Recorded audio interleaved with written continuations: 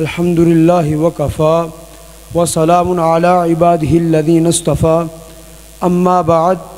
فاعوذ باللہ من الشیطان الرجیم بسم اللہ الرحمن الرحیم والذین معه اشداء علی الکفار رحماء بینہم وقال اللہ تعالی فی مقام آخر فإن آمنوا بمثل ما آمنتم به فقد اهتدوا صدق اللہ مولانا العظیم وصدق رسولہ النبی الکریم الامین۔ مولا گل بن رحمت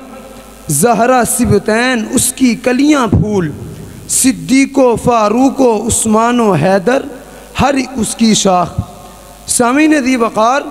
یوں تو تمام صحابہ کرام اور اہل بیت اطہار کے مابین احترام کا رشتہ قائم تھا، لیکن جس طرح سیدنا صدیق اکبر رضی اللہ تعالی عنہ کو اللہ تبارک و تعالی نے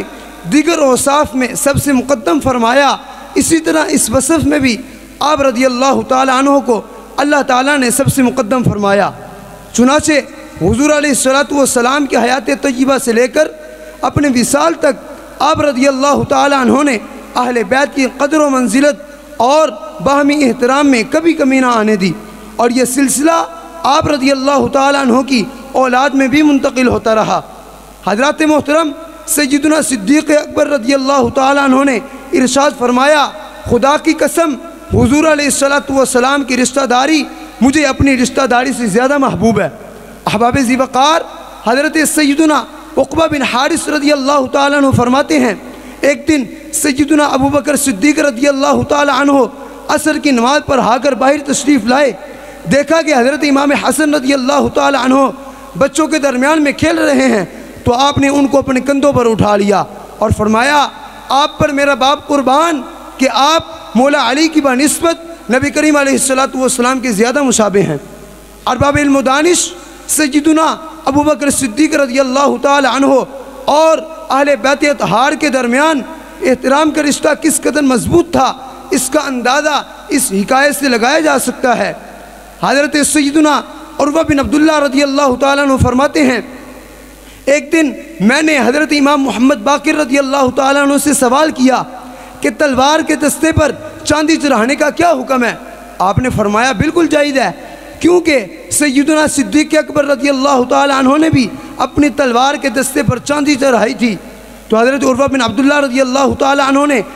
استفسار کیا اور فرمایا کہ آپ بھی حضرت ابو بکر کو صدیق کہتے ہیں؟ تو حضرت امام محمد باقر رضی اللہ تعالیٰ عنہ جلال میں آگئے، فرمایا، نعم الصدیق، نعم الصدیق، نعم الصدیق، فمن لم یقل لہ الصدیق فلا صدق اللہ قولا فی الدنیا ولا فی الآخرہ۔ فرمایا، ہاں وہ صدیق ہیں، ہاں وہ صدیق ہیں، ہاں وہ صدیق ہیں، جو ان کو صدیق نہ کہے تو اللہ تبارک و تعالی نہ تو دنیا میں اس کی بات کو سچا فرمائے اور نہ ہی آخرت میں سچا فرمائے۔ تاجدار عشق و محبت سیدی اعلیٰ حضرت علیہ الرحمہ نے صحابہ کرام اور اہل بیت اطہار کے باہمی احترام کو مد نظر رکھتے ہوئے کس خوب انداز کے اندر ہمارے عقیدہ و نظریہ کی پیشن گوئی کی۔ فرمایا، اہل سنت کا ہے بیڑا پار، اصحاب حضور نجم ہیں اور ناؤ ہے اطرت رسول اللہ کی۔ احباب ذی وقار، لہٰذا اگر کوئی شخص سیدنا صدیق اکبر رضی اللہ تعالیٰ عنہ کے دامن کو تھام کر